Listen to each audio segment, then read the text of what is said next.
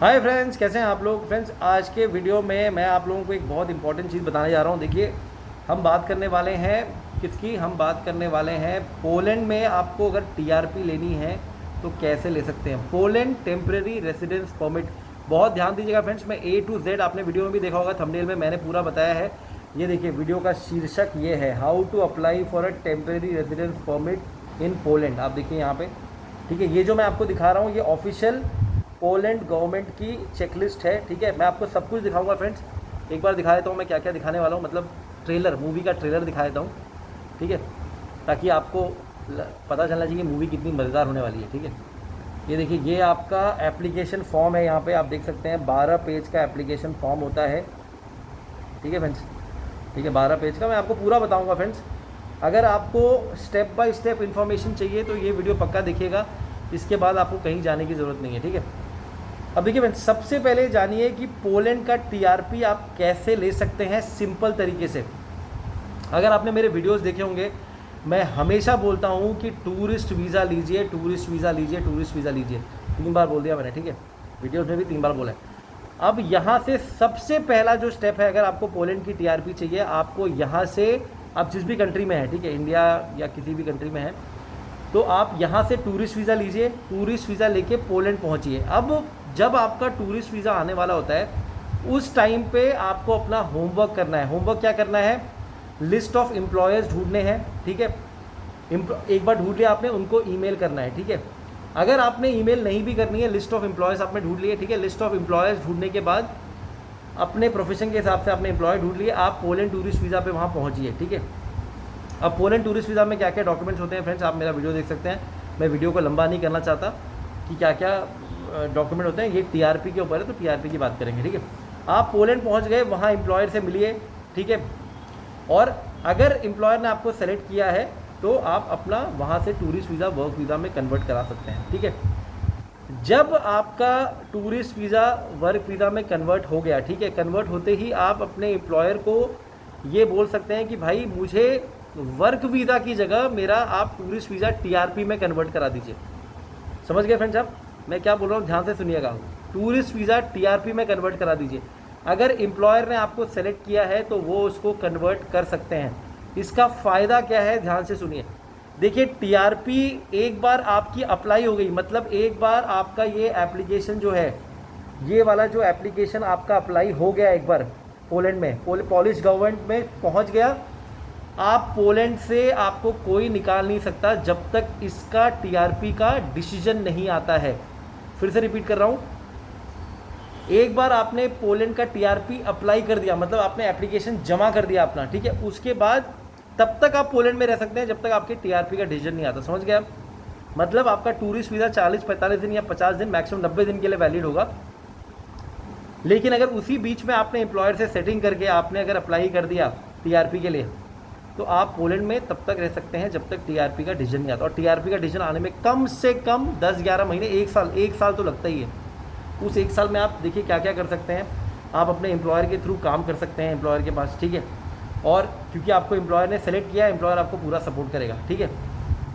इसलिए फ्रेंड्स मैं आप लोगों को बोल रहा हूँ, टूरिस्ट वीज़ा पे जाइए, टूरिस्ट वीज़ा पे जाइए। अब देखिए, इसका अप्लाई करने का प्रोसीजर बहुत ही सिंपल है, मैंने आपको बता दिया। एक बार आप अगर अपने एम्प्लॉयर से सेटिंग कर लिया आपने, उसके बाद आपका टीआरपी, उसके बाद देखिए क्या होता है, आप ये फॉर्म भरते हैं यहाँ पे, ठीक है। ये जो आपका एप्लीकेशन फॉर्म है, आप ये एप्लीकेशन फॉर्म यहाँ भरते हैं, ठीक है। अब इस एप्लीकेशन फॉर्म में आपको क्या क्या चाहिए मैं आपको बताता हूँ, फिर ध्यान दीजिएगा। सबसे पहले आपको जो चीज़ आपको लगानी है, बाकी तो देखिए सेल्फ एक्सप्लेनेटरी है, आपका नाम, पासपोर्ट नंबर, ये सब आपको यहाँ पे लगाना है। एक लोकल कॉन्टैक्ट का अप्रूवल, ठीक है, लोकल कॉन्टैक्ट का अप्रूवल लगाना है। वो ऑब्वियसली आपके एम्प्लॉयर हो सकते हैं, ठीक है, आपके एम्प्लॉयर अप्लाई करवा सकते हैं आपके बिहाफ पे। देखिए, ये चीज़ आप ध्यान दीजिएगा, ये चीज़ आप तभी कर सकते हैं जब एम्प्लॉयर ने आपको सेलेक्ट किया है, ठीक है। अगर आपके एम्प्लॉयर ने आपको सेलेक्ट नहीं किया है तो आप टीआरपी के लिए अप्लाई नहीं कर पाएंगे। इस चीज़ को ध्यान दीजिए। इसलिए मैंने बोला था कि आपको इंडिया से अपना होमवर्क करना पड़ेगा। होमवर्क मतलब एम्प्लॉयर्स की लिस्ट ढूंढनी पड़ेगी। अगर आप एम्प्लॉयर से पहले ही बात करके सेटिंग कर सकते हैं तो आपका काम और जल्दी हो जाएगा। जो टीआरपी अप्लाई करने वाला काम है वो और आसानी से हो जाएगा, ठीक है। तो इसमें जो आपको डॉक्यूमेंट्स चाहिए, मैं अभी आपको चेकलिस्ट दिखाता हूँ फ्रेंड्स। चेकलिस्ट पे बात करते हैं। देखिए, ये जो मैंने आपको शुरू में दिखाया था यही चेकलिस्ट है, ठीक है, मैं आपको बता रहा हूँ, ठीक है, आप ध्यान दीजिएगा। सबसे पहले आपको चाहिए application form for a temporary, तो मैंने आपको दिखा दिया 12 पेज का है, completed in polish language, signed and copied 3 times, original plus 3 copies, मतलब 4 कॉपी आपको बनानी है। ये देखिए यहाँ लिखा हुआ है, ये देखिए आप देख रहे हैं पहला वाला इधर, ठीक है, मैंने देख लिया आपने, ठीक है। उसके बाद पासपोर्ट आपका हो गया, ठीक है। उसके बाद आपको अगर प्रीवियस टीआरसी तो आपके केस में नहीं होगी, फ्रेश टीआरसी बना रहे हैं। फोटोज आपको 4 recent colour type photographs undamaged 45 to 35 mm taking in the last 6 months on a plain white background, latest photo लीजिएगा फ्रेंड्स, मैं बता रहा हूँ। और देखिए एक चीज़ फ्रेंड्स हमेशा ध्यान रखिए, आपका फोटो आपके पासपोर्ट से मैच होना चाहिए। अगर आपके पासपोर्ट पे दाढ़ी है और आप फोटो क्लीन शेव लगा रहे हैं, बहुत दिक्कत होगी, आपको बता रहा हूँ। बहुत सारी कंट्रीज़ में इमिग्रेशन वाले बहुत स्ट्रिक्ट होते हैं, आपका शायद आप इमिग्रेशन ही क्लियर नहीं कर पाएंगे। आप लोगों को लग रहा है अरे क्या बोल रहा है फ्रेंड्स, मेरे पास केसेस आए हैं जिन बंदों को डिपोर्ट किया गया है, उसको बोला जाता है आइडेंटिटी मिसमैच। आइडेंटिटी मिसमैच, अगर आपका फेस पासपोर्ट और आप मैच नहीं हो रहा, समझ गए, तो ध्यान दीजिएगा, फोटो आपका पासपोर्ट वाले फोटो से मैच होना चाहिए, ठीक है। उसके बाद समझ लीजिए, अगर जो स्टूडेंट्स हैं उनके लिए बता रहा हूँ, अगर आप स्टूडेंट वहाँ गए हैं तो conformation from the university on your student status, अगर आप स्टूडेंट वीज़ा पे गए हैं, ठीक है। स्टूडेंट वाले लोग भी टीआरपी के लिए अप्लाई कर सकते हैं। Conformation from university on your student status की भाई हाँ ये आदमी हमारे कॉलेज में पढ़ रहे हैं, हमारे कॉलेज के आदमी है, ठीक है। हमारे कॉलेज के आदमी मतलब हमारे कॉलेज में पढ़ रहे हैं, हमारे कॉलेज के आदमी भी एक तरह से।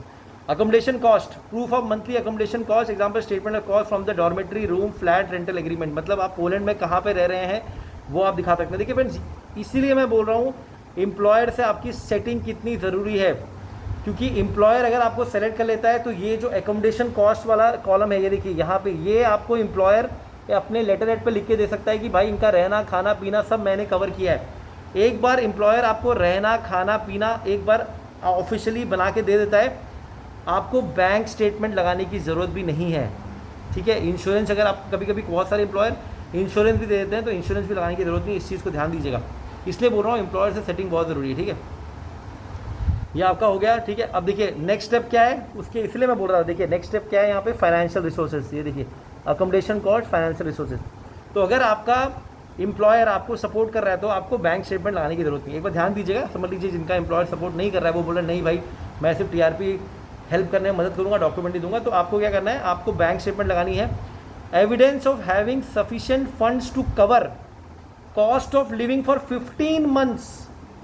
15 मंथ्स मतलब ध्यान दीजिए, ये 15 महीने टीआरपी का क्यों बोल रहे हैं, क्योंकि टीआरपी का डिसीजन आने में 15 महीने तक लग सकता है। इसलिए ये लोग बोल रहे हैं कि जब तक टीआरपी का डिसीजन नहीं आएगा 15 महीने तक आपके पास पोलैंड में रहने के पैसे होने चाहिए। ये देखिए यहाँ पे पढ़ सकते हैं फ्रेंड्स यहाँ पे आप, ठीक है, देखा आपने यहाँ पे, ये देखिए।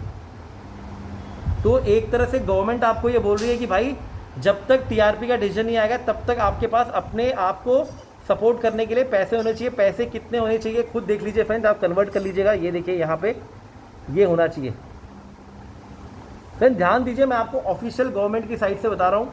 अगर आपको अपना किस्मत बनाना है, आपको पोलैंड का टीआरपी चाहिए, इस चीज़ को फॉलो करिए, आराम से आपका हो जाएगा फ्रेंड्स। आपको किसी को कुछ पैसा देने की ज़रूरत नहीं है, एम्प्लॉयर से सेटिंग करिए, मेहनत करिए, अपने आप हो जाएगा, ठीक है फ्रेंड्स। ये हो गया PLN 776 पर each month, 15 months into PLN 776 multiply करिए तो आपको इतना दिखाना है। ये देखिए, ये यहाँ देखिए कितनी अच्छी गवर्नमेंट है यार, सब कुछ बना के दिया हुआ है। देखिए यहाँ पे इतना आपको रोकड़ा दिखाना है, इतना पैसा आपको दिखाना है। ये देखिए यहाँ पे लिखा हुआ है इतना पैसा आपको दिखाना है, ठीक है। PLN 11,640, ठीक है।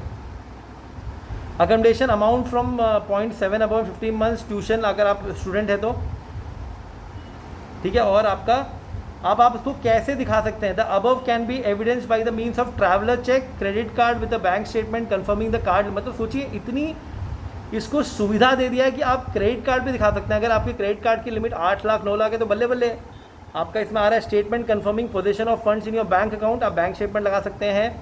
और सर्टिफिकेट ऑफ स्कॉलरशिप, जिन स्टूडेंट्स को स्कॉलरशिप मिली है वो भी काउंट हो जाएगी।